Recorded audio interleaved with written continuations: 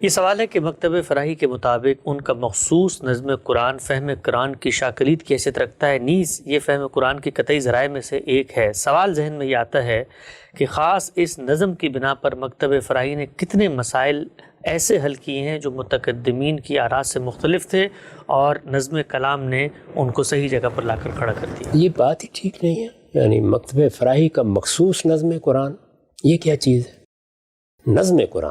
نظم قرآن کسی کے ساتھ خاص نہیں ہے۔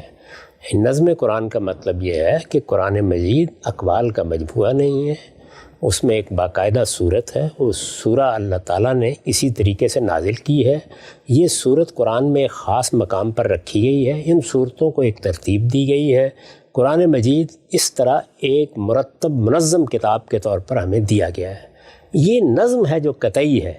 جب یہ کہا جاتا ہے کہ نظم شاہ کلید ہے تو اس کا مطلب یہ ہے کہ آپ اگر صرف لفظ پر رک گئے اور آپ نے جملے کی تالیف کا لحاظ نہیں کیا تو آپ غلطی کھائیں گے، اور اگر نظم آپ کے پیش نظر ہے تو آپ دونوں پہلے مراحل کے بعد صحیح ترجیح قائم کرنے میں کامیاب ہو جائیں گے اور آپ کو اپنے فہم پر اطمینان ہوگا اور آپ استدلال کی پوزیشن میں آ جائیں گے۔ اس کا مطلب یہ ہے، اس کے یہ معنی کہاں سے ہو گئے کہ میں نے ایک نظم سمجھا یا آپ نے سمجھا ہے تو اس کے بارے میں یہ بات بیان کی جا رہی ہے، نظم کے بارے میں بات بیان کی جا رہی ہے۔ ٹھیک، اور ہم صاحب نتیجے کے اعتبار سے دوسرا پہلو ہے، جو کچھ آپ نے سمجھا، جس طریقے سے قرآن مجید سامنے آیا اس مکتبہ فراہی میں، وہاں پر جو اطلاقی آراء ہیں متقدمین کی اور آپ لوگوں کی آراء، اس میں کیا نظم کی وجہ سے کچھ فرق بھی واقع ہوا؟ سیاق و سباق پر بھی ہم نظمی کے لفظ کا اطلاق کرتے ہیں۔ ہم جب نفس بولتے ہیں تو اس کا مطلب یہ ہے کہ جو بات کہی گئی ہے، آیت جہاں آئی ہے، اس کا ایک کانٹیکسٹ ہے۔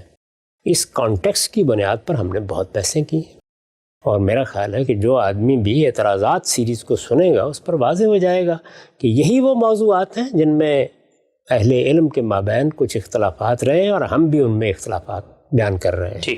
انہی کو لوگوں نے موضوع بنایا تھا، چنانچہ اعتراضات ظاہر ہے اسی چیز کو سامنے رکھ کے ہوئے کہ ان میں کچھ تفردات آ گئے ہیں، کچھ نئی بات کہی جا رہی ہے، یہ بات ہم نے اس سے پہلے اس طریقے سے نہیں سنی۔ تو اب ہم بتا رہے ہیں کہ ہم ان باتوں کو کیسے سمجھتے ہیں، تو اس میں اگر آپ غور کر کے دیکھیں گے تو 70-80% نظمی زیر بحث ہے۔ اچھا، لیکن نظم کا کون سا پہلو جس کو آپ کانٹیکسٹ یا سیاق و سباق کہتے ہیں؟ ٹھیک، نقطہ واضح ہو گیا۔